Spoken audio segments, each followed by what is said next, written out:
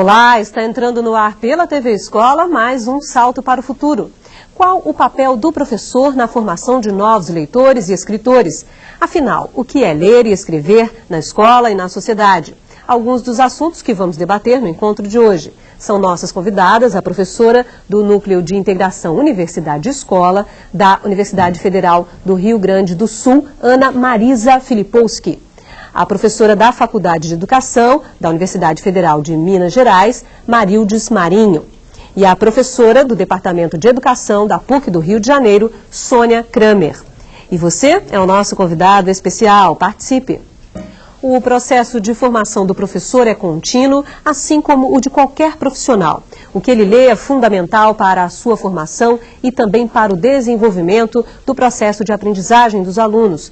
E para incentivar estudantes, professores e toda a comunidade escolar, a coordenação da Escola Municipal Chico Mendes, em Porto Alegre, desenvolve um projeto de leitura. Vamos conhecê-lo agora na reportagem de Naila Oliveira. Eu estou lendo em espanhol Dom Quixote. Estou lendo a Ilíada, que é a Odisseia do Homero. Agora eu comecei a ler, foi essa semana que eu comecei a ler O Planeta Simbiótico. Estou lendo The Shackleton, daquela viagem para a Antártida que o pessoal fez, um grupo desbravador. Alguns livros que eu leio junto com meus filhos, né, que veio toda a série do Senhor dos Anéis, O Hobbit, e todos esses livros que aí nós discutimos em casa. O professor precisa ser também um leitor, já que é um formador de leitores. E para a pesquisadora Emília Ferreiro, esse processo não tem fim. A professora não é a que terminou seu processo de alfabetização. É simplesmente alguém que está em um nível de alfabetização mais sofisticado, más elaborado que sus alumnos, pero que puede seguirse alfabetizando. Ser leitor é não ter limites, eu acho, é ir além. A leitura, ela amplia o vocabulário, ela amplia a visão de mundo, dá mais possibilidades de criticidade. Ser leitor é ser muito feliz, é ter acesso ao mundo que não tem tamanho. E é um prazer enorme. E também emoções de todo tipo, ler, chorar, ter medo, ter raiva. A Escola Municipal Chico Mendes, em Porto Alegre, desenvolve há quase 2 anos um projeto que envolve alunos, professores, direção, funcionários da limpeza, da cozinha e da segurança. Todos param uma vez por mês para se dedicar à leitura. Você passou a ler mais depois desse projeto?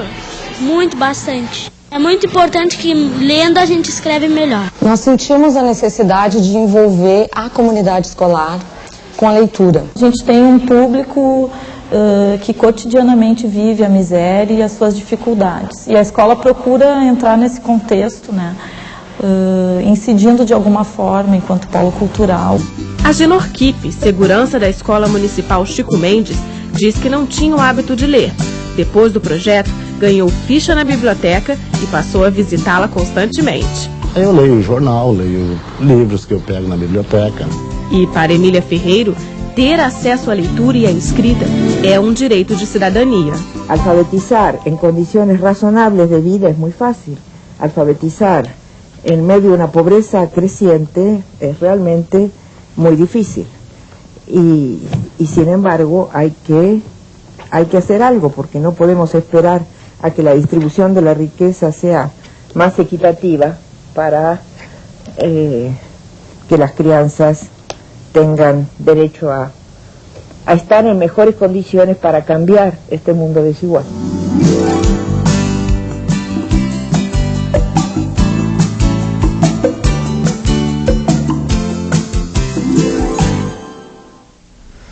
Ana, qual é o seu destaque para essa reportagem que a gente acabou de assistir? Me parece muito interessante esse primeiro momento, quando, já a partir do texto da professora Emília Fernandes, ou ainda a partir das referências que fazem as professoras, as pessoas que depõem a propósito do que fazem quando leem, a ideia de que a leitura forma repertório. Isso me parece fundamental, né? Na medida em que, lendo, se produz sentido, e essa produção de sentido, na perspectiva que a professora Emília Fernandes destaca, ela amplia as condições de acesso à cidadania. Nessa medida, o professor precisa ter muita responsabilidade e muita clareza do seu papel como formador de leitores. Marilde, seu destaque para esse primeiro bloco. Eu acho importantíssimo na fala da professora Emília Ferreiro a questão da dificuldade de alfabetizar em ambiente de pobreza, é muito difícil, mas sobretudo a ênfase que ela dá de que não podemos esperar uma distribuição equitativa de renda. É preciso alfabetizar mesmo em condições de pobreza, e acho que é possível fazer isso se tivermos políticas públicas de educação, se tivermos condições de dar acesso aos mais pobres, ao livro, aos espaços públicos de leitura. Acho que essa é uma novidade importante. Obrigada. Professora Sônia. Eu acho que gostaria de comentar as falas das professoras, né? Que é assim, pensando um pouco, e a chamada do programa, né? O professor como formador de leitores, um pouco, se a gente pensa que estamos no ano do centenário do Carlos Drummond de Andrade, por exemplo, com essa possibilidade que os livros, em especial a literatura, nos dá de conhecermos a nós mesmos e ao mundo, que eu acho que é um pouco o que está na fala, né, de vários deles, né? Essa intimidade, como a gente conhece a si próprio e como a gente abre para esse sentimento do mundo, como o Drummond chamou. E um aspecto que eu acho que seria importante da gente discutir é o que acontece quando nós, professores, não tivemos oportunidade de nos tornar leitores ao longo da nossa trajetória, né? Como, na medida em que estamos com a tarefa, com o projeto, o compromisso de tornar nossas crianças e jovens leitores, como fazê-lo se não nos tornamos leitores? E acho que isso é possível, acho que os projetos, as políticas públicas, os projetos pedagógicos podem nos ajudar e nós mesmos, com as crianças, com os jovens, nos tornarmos leitores, se não fomos, né, ainda. A gente tem uma participação, a primeira do programa de hoje, que é a Andréia do Tocantins. Olá, Andréia. Falo do teleposto do Colégio Estadual Vereador Pedro Xavier Teixeira, em Nova Rosalândia. Fazer com que nossos alunos façam do ato de ler e escrever de maneira crítica e reflexiva não requer, além do incentivo do professor com técnicas e práticas pedagógicas inovadoras, mas também uma vontade interior de cada discente, considerada até mesmo como talento e vocação. Apesar da pergunta às vezes pode até parecer impertinente, eu cito até o caso dentro da minha casa mesmo, que eu tenho uma menininha de 5 anos, onde todo o papel que ela pega, revista, jornal, ela pede para mim ler e pede para mostrar onde é que eu estou lendo. E já tem um outro menininho de 8 que ele já quer que eu leia, mas ele fica lá sem nem saber onde é que está lendo, só quer saber da informação já lida. Boa noite e obrigada. Obrigada, André, pela sua participação aqui no programa de hoje. Professora Ana,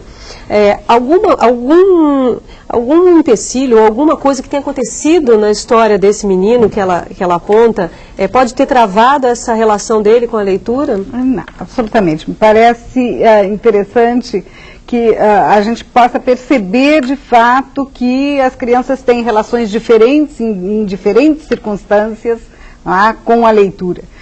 Eu até lembro que na minha vida pessoal também, hoje relatava, já como leitora, que sempre fui, em alguns momentos do meu processo de formação, o livro concorreu com os meus filhos que um pouco se rebelavam em relação ao ato de ler.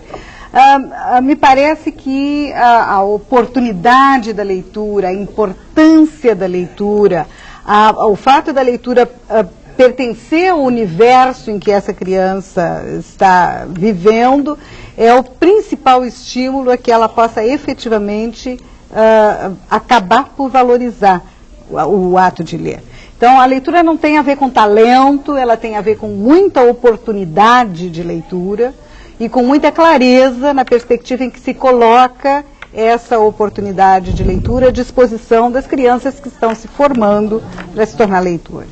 Professora Sônia. Eu acho que é interessante também a gente pensar, como está se referindo a professora, a diferença de quando eu estou falando como mãe e quando eu estou como professora, né? Até porque, se nós temos o compromisso, né, com o trabalho com as crianças, o desafio, eu sei que isso não é fácil, é mesmo um desafio, mas o desafio está em o que fazer com essas crianças que não parecem ter isso que se chama de talento, né? Porque eu acho que isso é que é o fundamental, assim, como torná-las leitoras, elas que parecem não ter o talento, né? Para isso precisa ter os livros, né? Depende de que tipo de leitura também está se oferecendo para essa criança, né? Porque eu lembro que já teve uma discussão aqui, já existiu uma discussão aqui entre os próprios autores, em que muitas vezes se obriga a criança a ler uma coisa que no meio do caminho ela não gostou daquela leitura, e ela teria o direito de, olha, até aqui não me foi interessante, me dá outra coisa para ler. E muitas vezes acontece de olha, mas tem que ler até o final. Até que ponto isso também não pode atrapalhar essa formação desse leitor, desse futuro leitor, desse leitor já que é a criança? Isso tem alguma relação ou não? Eu acho que tem, assim, talvez nisso que você está colocando, Bárbara, essa confusão que muitas vezes a gente faz entre a obrigatoriedade da escola e a nossa obrigação enquanto professores de tornar nossas crianças e jovens leitores e não tornar a leitura imposta e obrigatória, né? Fazer uma didatização de uma leitura que é o que os autores chamam. Não, por favor, não didatizem a minha literatura. Então, isso é assim, como você trabalhar com os livros de maneira a que eles possam te permitir desfrutar ou descobrir o mundo, o prazer, né? Que você possa aprender com eles, que eles te ensinem coisas, né? Sem que isso seja imposto, né? Como se fosse algo, uma matéria, né? Uma matéria fria. Os textos, os livros, os poemas, eles têm o calor da vida, né? Eles têm as aventuras, eles nos permitem, né? Voar, viajar, descobrir, conhecer, enfim. Ok. A Alzira, do Rio de Janeiro, está aguardando para fazer a pergunta. Olá, Alzira. Eu estou falando do Teleposto Polo de Maricá, Rio de Janeiro. Sou Alzira, orientadora de aprendizagem aqui do Teleposto. Gostaríamos que os especialistas de hoje nos apresentassem propostas pedagógicas para que os professores das áreas rurais pudessem favorecer o aprendizado da leitura aos alunos, uma vez que os mesmos têm um contato muito limitado com a língua escrita. Obrigada, boa noite. Obrigada, Alzira, pela sua participação. Professora Marildes.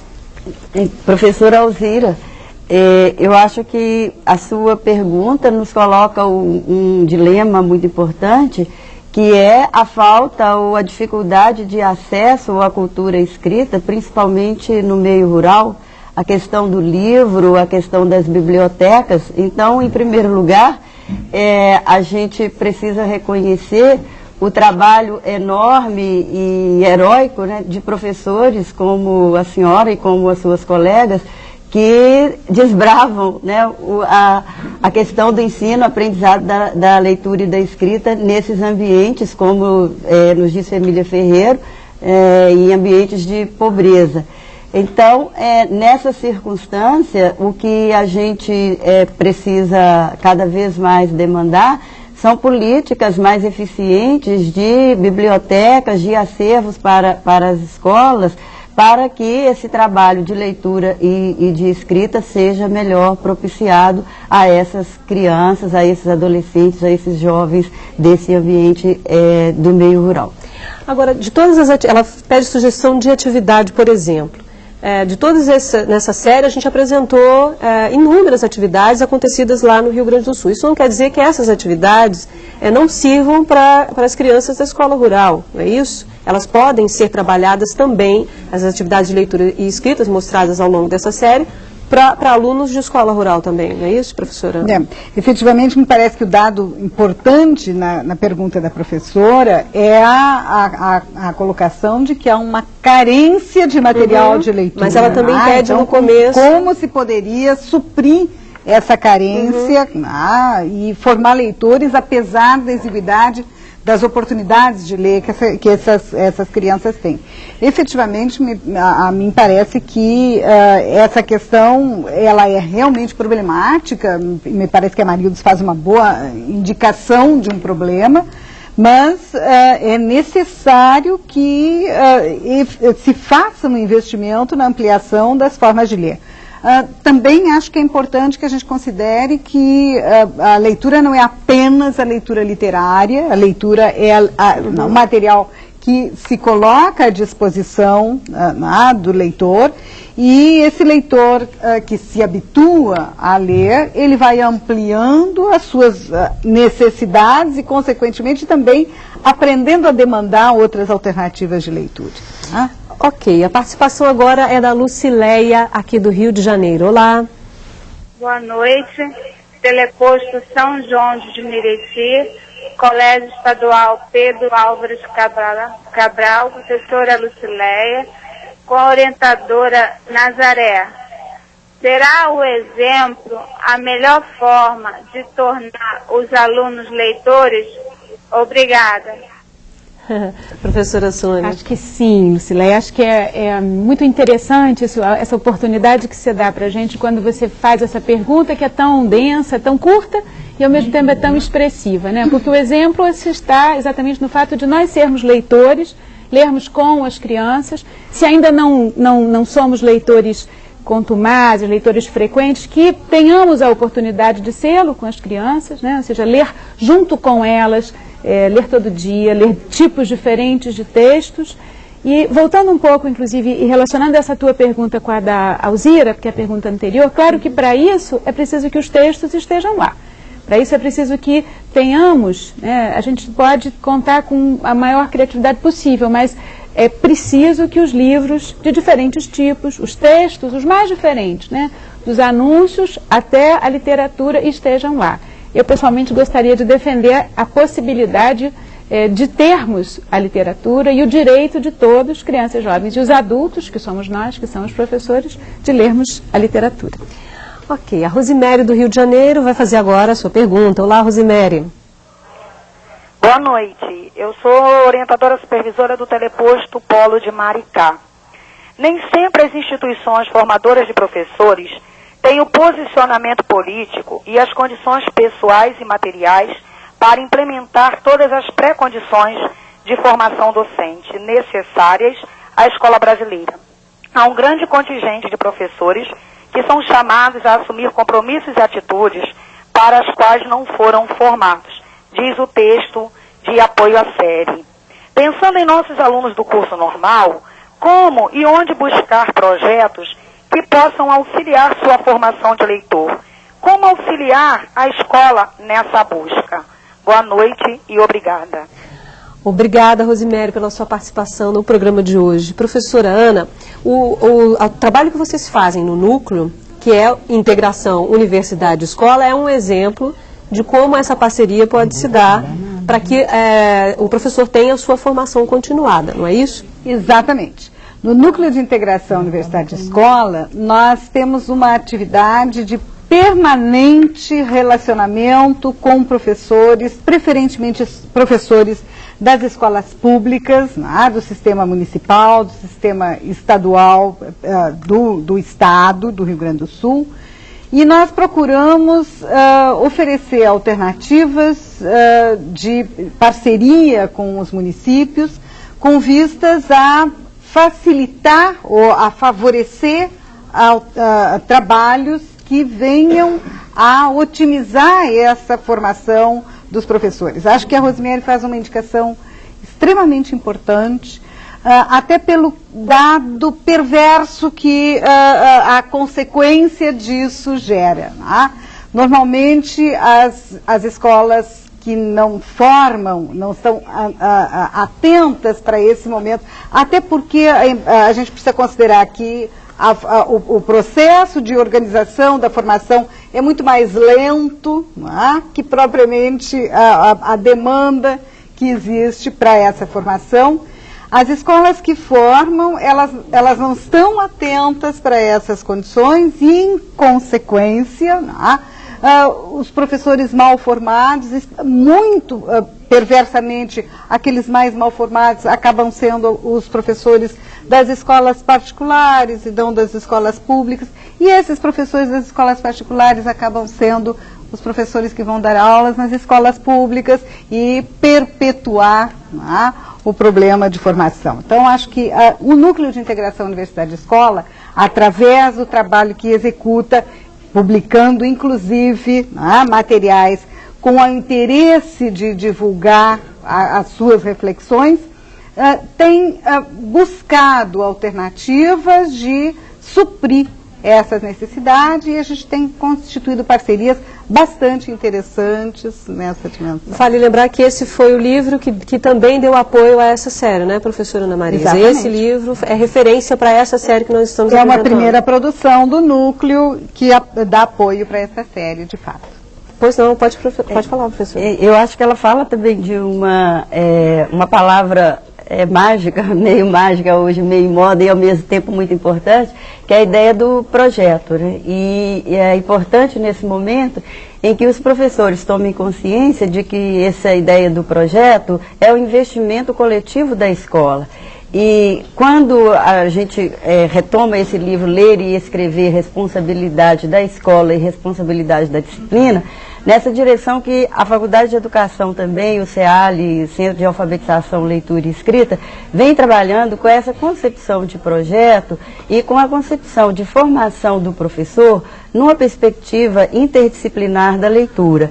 Então, trabalhando com professores de todas as áreas, no sentido de pensar a leitura como um objeto da disciplina, como sendo de interesse da matemática, das ciências, da geografia, e como interesse também do professor de português.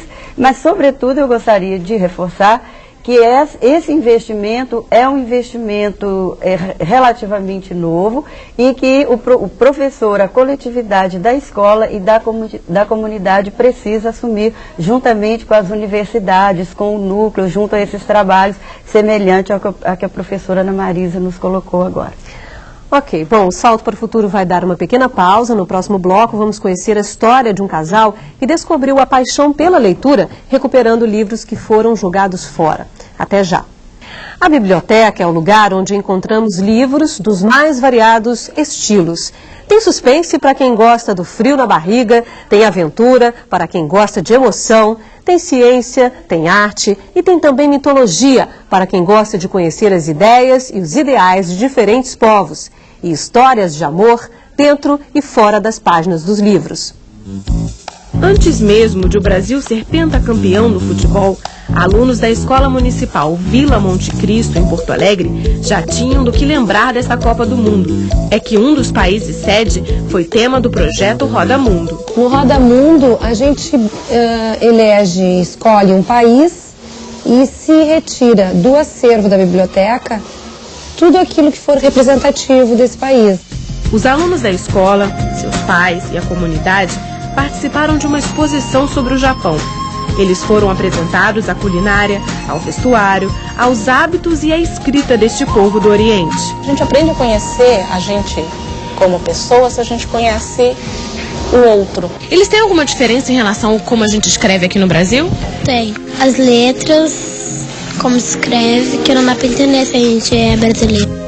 Na opinião da professora responsável pela biblioteca, esse tipo de atividade incentiva os alunos e a comunidade a buscar mais informações e a frequentar mais a biblioteca. Essa biblioteca é bastante utilizada pela comunidade em função de que ela é uma referência aqui no bairro. Então, há poucas opções, né, quase nenhuma opção de lazer e cultura. Então, eles acabam tendo a nossa biblioteca aqui como uma referência da comunidade, inclusive para alunos de outras escolas da região. Por que você resolveu vir aqui assistir essa atividade sobre o Japão? Bom, porque eu faço parte da comunidade, né, e o meu guri frequenta a escola, então nós da comunidade temos que frequentar e dar força pro colégio, né. Então eu sempre participo da biblioteca também, pego livros. A biblioteca da Escola Municipal Vila Monte Cristo tem 890 leitores inscritos e milhares de títulos que contam histórias de aventura, de mistério, de amor, histórias de amor iguais a de Regina e Paulo. Ele recolhe o lixo, ela recicla. Juntos, garantem o sustento da família e da casa. Seria uma história semelhante a de tantas outras famílias brasileiras, se não fosse por um detalhe. Do lixo, um presente. Para alguns, apenas coisas velhas e sem importância. Mas para a família de Paulo e Regina, cada livro encontrado durante o trabalho de reciclagem tem sua importância e sua história.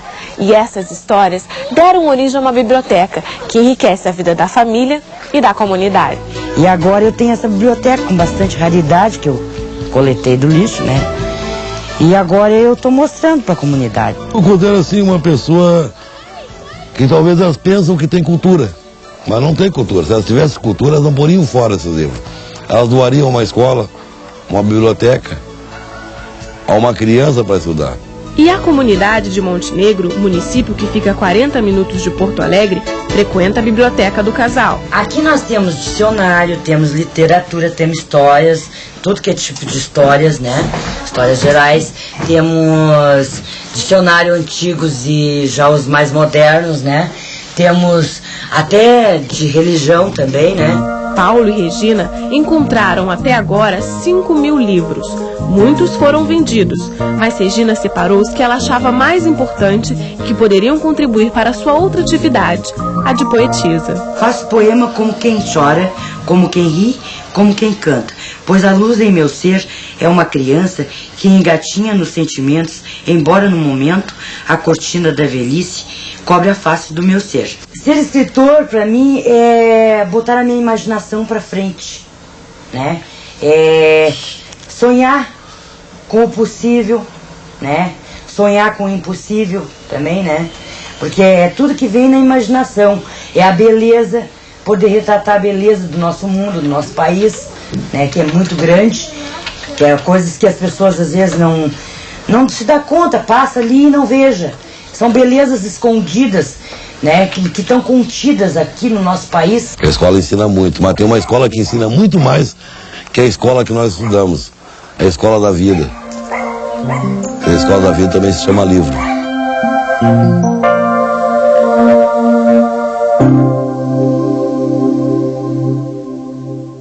Professora Sônia, o que a senhora destacaria dessa reportagem que mostramos agora? Acho que pelo menos 3 aspectos assim que me passam, né? Um lado é a questão das bibliotecas escolares, porque é a responsabilidade da escola, né? Essa possibilidade de acesso. Bibliotecas públicas em geral, mas eu penso que principalmente a escola tem esse papel, né, de poder oferecer um acervo, de poder não só oferecer o acervo dos livros, mas também de ensinar essas práticas, né, de se tornar sócio, de empréstimo, né, que é uma coisa tão importante, né, dessa relação solidária, né, dessa relação de compartilhar um material que é de todos e que pode ser usado por cada um. Então, acho que esse é um aspecto. O outro, que eu acho que ele mostra nessa experiência tão tocante, tão bonita, né, o de como nós temos as mais diferentes possibilidades de difundir, de encontrar e difundir os livros. Acho que era o Monteiro Lobato que dizia que livros a gente devia ter em todos os lugares. Ele dizia vender, né, em todos os lugares, mesmo no açougue, né, para não sujar de sangue. Eu acho que é um pouco essa ideia, né, de como seria fundamental a gente poder ter formas de apoio, né, de políticas públicas, de incentivos e de apoio concreto, né, não só para a gente encontrar e guardar e poder resguardar o que os livros oferecem, mas também de oferecer acervos que a gente não encontra, né, muitas vezes no lixo. A participação agora é da Josefina, ela fala com a gente direto do Amapá. Olá, Josefina. Boa noite. Eu sou a professora Josefina, da Escola Estadual Marechal Castelo Branco, em nosso teleposto em Macapá. A nossa pergunta é a seguinte: como tornarmos nossos alunos leitores quando temos uma realidade de jogos eletrônicos que desviam a atenção das nossas crianças e adolescentes? Obrigada e boa noite. Obrigada, Josefina. Professora Ana, essa é uma questão que é recorrente aqui no Salto, em muitas séries, né? Existe aí uma disputa, não só ela fala dos jogos eletrônicos, mas da televisão também concorrendo aí com os livros. Como é que isso funciona? Aparentemente, essa concorrência estaria afastando as crianças dos livros, né? Na medida, entretanto, em que eles estariam sendo acompanhados por pessoas atentas à questão da importância do ler, me parece que eles podem se tornar importantes aliados para a formação do leitor. Especialmente a televisão, por exemplo, se a gente for observar o quanto as tiragens dos livros que são transformados em seriados da televisão, em minisséries, né? Ou ainda, enfim, a vendagem das novelas que são baseadas em romances, a gente percebe que, nesses casos, a literatura se transforma, sim, Josefina, numa aliada da televisão e não numa concorrente da televisão. Obviamente que a televisão também pressupõe leitura, também pressupõe uma interação crítica, mas são leituras de naturezas diferentes. O formador de leitores não pode perder essa dimensão e deve se enriquecer, se beneficiar disso. Tá? Ok, a gente tem participação agora por fax, Mônica, é isso? Temos sim, da Mariana Santos, de Teresópolis, Rio de Janeiro. Com relação ao professor leitor, não seria importante considerar não só o texto verbal, mas o texto imagético e o hipertexto? Professora Marildes? Com certeza. Hoje a gente vive em um mundo de uma multiplicidade de linguagens e a possibilidade do professor ter acesso a essa diversidade de linguagens, a essa diversidade de produção cultural, é muito importante na formação dele.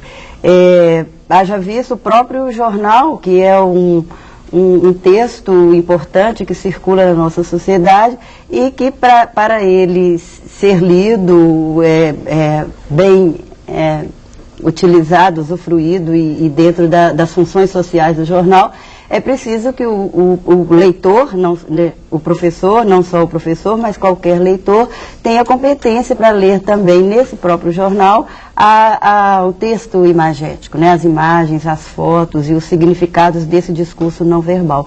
E a própria questão da leitura eletrônica, né, ou da informática e das novas tecnologias da leitura e de mediação do texto é muito importante na formação desse nosso leitor, com certeza. A participação agora é da Ana Célia, do Tocantins. Olá, Ana Célia. Telecursista do Teleposto do Colégio Estadual José Luiz Siqueira de Vanderlândia, Tocantins. Quando afirmam ler melhor quem lê entre leitores, o que o professor poderia utilizar para incentivar a leitura de alunos que não têm raízes na leitura? Obrigada e boa noite. Obrigada, Ana, pela sua participação. Professora Sônia. Ana, acho que a tua pergunta já traz a tua resposta, né? Porque quando você pergunta e você afirma que lê melhor quem lê outros, entre leitores, né? Entre outros leitores, na realidade, o que fazer com crianças ou jovens ou adultos que não tiveram a oportunidade ou não viveram em condições que lhes favorecesse essa leitura com e entre outros leitores. Acho que o que precisamos fazer na escola é justamente assegurar condições, atividades, situações para que o ambiente da escola, da sala de aula, fora da sala de aula, conosco na hora do recreio, né, para que essas crianças possam se tornar leitores entre leitores. Ou seja, precisamos ter leituras na escola, a todo momento, de diferentes maneiras, com diferentes tipos de textos, né, com a literatura, enfim. Professora Ana, gostaria de falar. É interessante, me lembra uma situação, uma referência ao professor Jean Hébrard, que é um francês que é estudioso da leitura. Ele usa a expressão referindo a importância de se formar, através da leitura, uma comunidade de sentido. Então, essa situação é exatamente... ler entre leitores é formar uma comunidade de sentido, é construir, através da leitura, um grupo que tenha afinidades, que possa trocar, que possa construir, que possa progredir, tá, no seu propósito de realizar alguma operação, de modificar alguma situação, enfim. A leitura, ela acaba sendo, essa comunidade de sentido acaba promovendo, né, a solidariedade e efetivamente se constitui uma prática social importante. A participação agora é do Alberto, ele vai falar com a gente direto do Maranhão. Olá, Alberto. Alô, aqui é o professor Alberto, da cidade de Grajaú, Maranhão. Gostaria de parabenizar o programa Salto para o Futuro por esta belíssima série, Ler, Escrever, Compromisso da Escola, principalmente este programa de hoje, Leitor e Formador de Leitores, e gostaria de fazer a seguinte interrogação. Como desenvolver o gosto pela pesquisa e leituras investigativas se o professor tem uma má formação acadêmica e prefere examinar o conteúdo estudado do que formar competências? Ou seja, ensinar o aluno a aprender no mundo do interagir como ser pensante que faz a sua história como leitor crítico e construtivo. Boa noite e até a próxima vez. Obrigada, Alberto, pela sua participação e eu espero que você também aqui na próxima série. Você disse até a próxima vez, eu aguardo você aqui na série de literatura, viu? A Marildes, a professora Ana falava dessa comunidade de sentido. Será que esse também não seria o caminho para o próprio professor, quando fala, lê melhor quem lê com, e entre outros leitores, se formar um grupo de leitores nessa escola, entre os professores, também não é um caminho para essa pergunta do professor Alberto? Com certeza, eu acho que a ideia do grupo, dos espaços coletivos de leitura, sobretudo o espaço da biblioteca, eu volto a insistir, eu acho que a ideia de um pequeno acervo individual que tem sido a prática, eu acho, de construção de um acervo individual do aluno, é só o livro didático e alguns livros que ele lê, isso não garante. Da mesma forma o professor, por mais que ele tenha um acervo pessoal, a importância do acervo na escola, das bibliotecas comunitárias, das bibliotecas públicas, e esses são os espaços onde o professor e os alunos poderão buscar respostas para, de fato, construir conhecimento. O professor Alberto fala de uma questão muito importante, que é o espírito investigativo, ou a necessidade do conhecimento. Se a gente fala em leitura, é importante, sobretudo, interrogar por que ler e para que ler.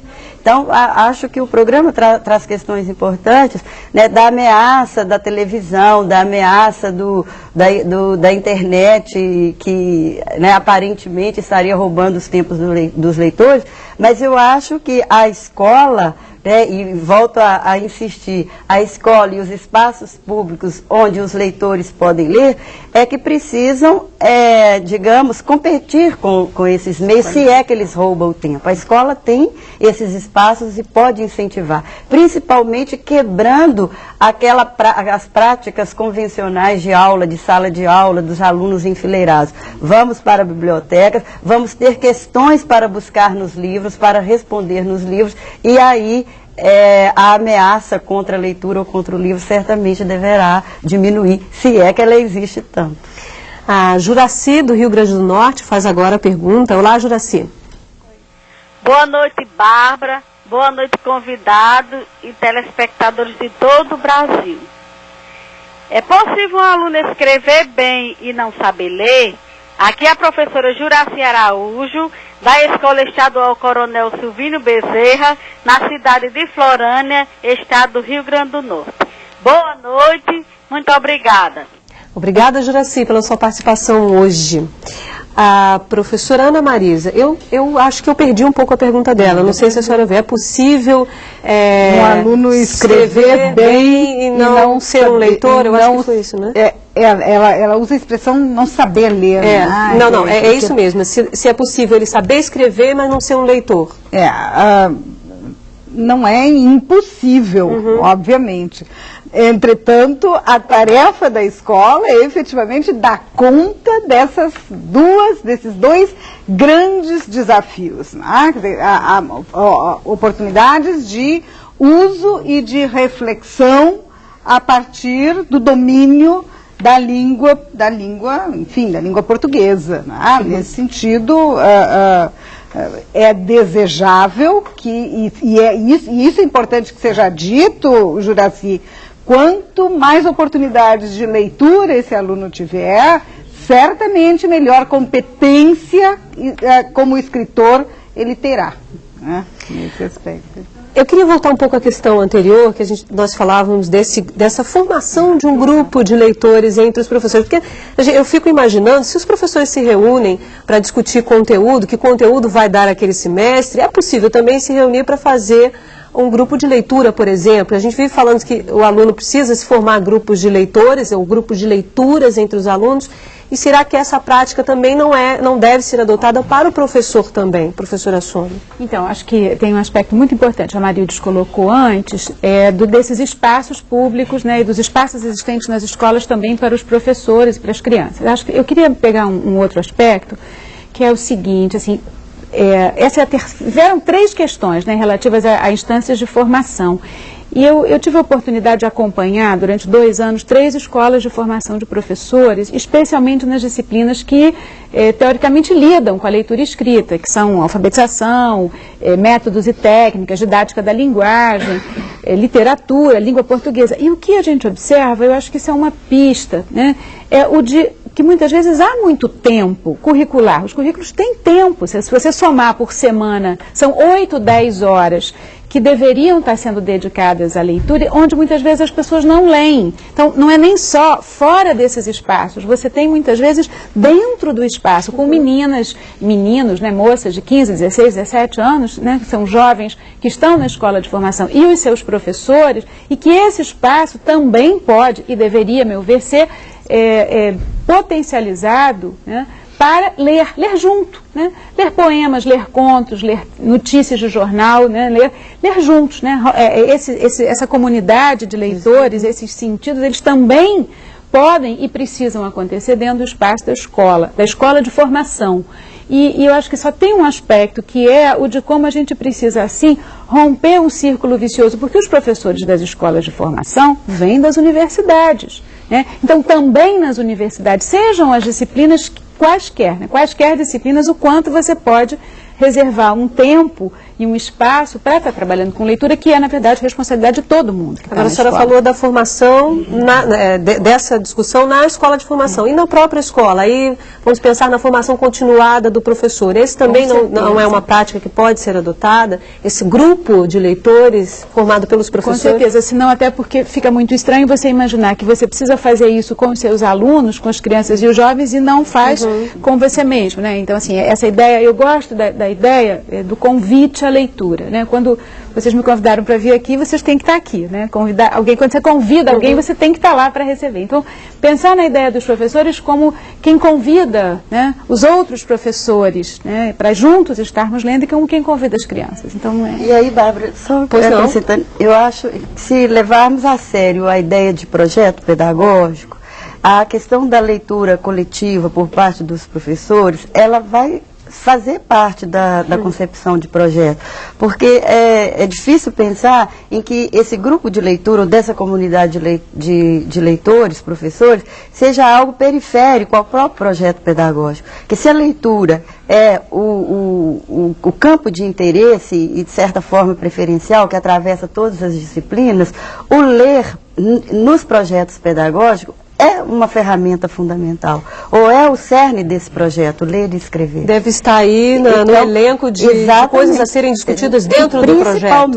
Principalmente. Então, é inevitável essa ideia de projeto e de a leitura como um conhecimento e estratégia que atravessa a construção desse projeto. Então, os professores terão que selecionar o que ler, como ler, para que ler, em que momentos ler nesse projeto pedagógico. Obrigada. Bom, a gente tem a participação da Tânia, aqui do Rio de Janeiro. Olá, Tânia. Olá, Bárbara. Boa noite à professora Ana Marisa, à professora Marildes e à professora Sônia. Nós estamos falando aqui do teleposto do Instituto de Educação Governador Roberto Silveira. Eu sou orientadora de aprendizagem e estamos com um grupo de futuras professoras normalistas e professores regentes. Na biblioteca do boletim consta que o livro Ler e Escrever, um compromisso de todas as áreas, foi citado também pelas professoras convidadas, agora há pouquinho. Então, assim, para um estudo mais profundo e complementar a esta série, nós gostaríamos de saber como a gente pode adquirir um exemplar. A turma de normalistas, de cursistas e professores presentes agradecem. Boa noite. Obrigada, Tânia, pela sua participação. Professora Ana Marisa, a senhora poderia mostrar novamente o livro e também fazer referência ao e-mail que vocês têm para disponibilizar, o site, perdão. Tânia, este é o livro, né? Foi com base no livro que se organizou esta série. Ele é um livro editado pela editora da Universidade Federal do Rio Grande do Sul, portanto, supõe-se que ele esteja representado nas universidades federais. As universidades federais que têm editoras fazem uma permuta e todas as universidades costumam ter os livros de todas as universidades, né? Se não for dessa forma, se não tiveres oportunidade de adquirir esse livro através da editora, da livraria, da editora da Universidade Federal do Rio de Janeiro, é possível que tu faças a solicitação diretamente ao núcleo, que nós remeteremos por via postal. Da mesma forma, os professores que quiserem entrar em contato conosco, porventura encaminhar alguma pergunta, alguma questão que não tenha sido respondida, que não venha a ser respondida ainda no programa de hoje, esta referência ao nosso site poderá ser utilizada tanto para aquisição do livro quanto para envio de perguntas. A gente vai para um rápido intervalo e na volta as nossas convidadas destacam os principais pontos do programa de hoje, que está discutindo a importância da leitura na formação continuada do professor. Salto para o Futuro volta já. Professor, leitor e formador de leitores. Este é o tema do Salto para o Futuro de hoje, o último da série Ler e Escrever, Compromisso da Escola. Neste bloco, as nossas convidadas fazem um pequeno resumo do debate. Eu quero começar pela professora Ana Marisa. Quais são os seus destaques para o debate de hoje? Muito bem.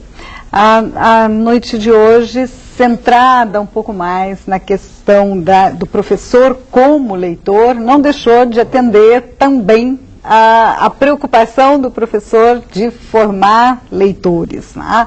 Essa, afinal de contas, é uma das tarefas importantes da formação do professor.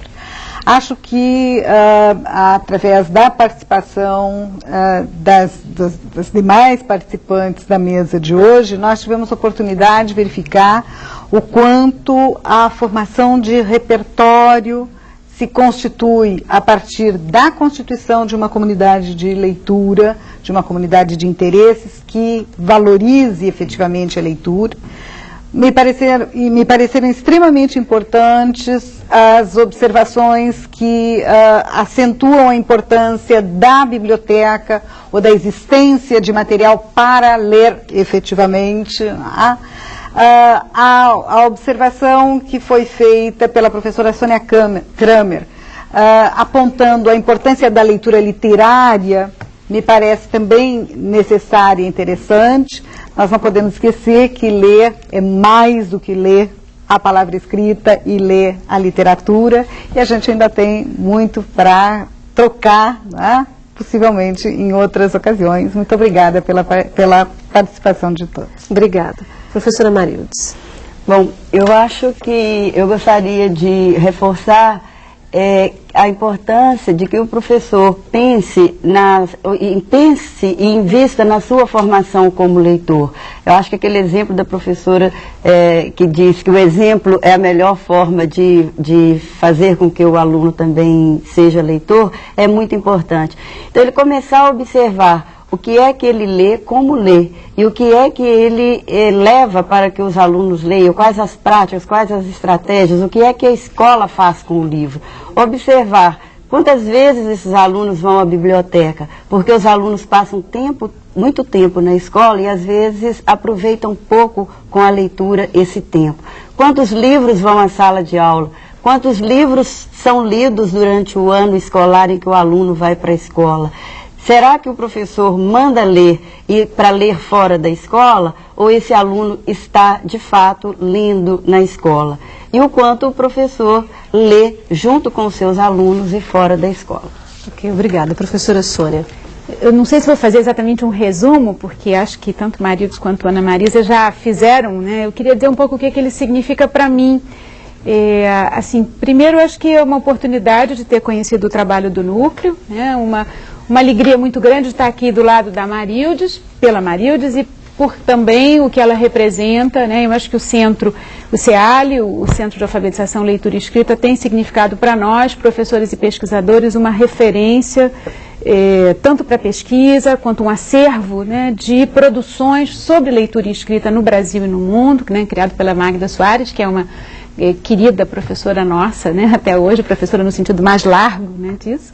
E eu acho que foi muito interessante, eu já tive a oportunidade de vir em outros momentos, acho que as perguntas, né, foram muito pertinentes, eram perguntas sobre o tema, acho que eu me senti desafiada, né, e muito, assim, contente por estar podendo, enfim, pensar junto. Queria só, em alguns segundos, dizer que quando eu estou com meus alunos ou com professores, que a gente está discutindo essa questão, e porque teve algumas perguntas que eu acho que eu não soube responder na hora, assim que elas vieram, né? Quais atividades, o que fazer?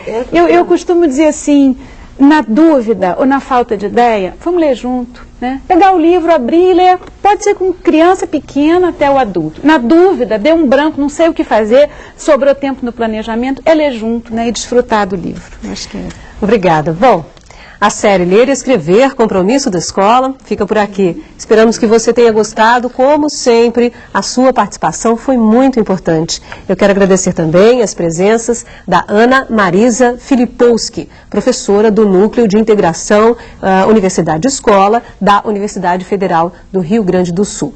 Da Marildes Marinho, professora da Faculdade de Educação da Universidade Federal de Minas Gerais. E da Sônia Kramer, professora do Departamento de Educação da PUC do Rio de Janeiro. Até a próxima série, Salto para o Futuro, há 10 anos, acompanhando a educação brasileira.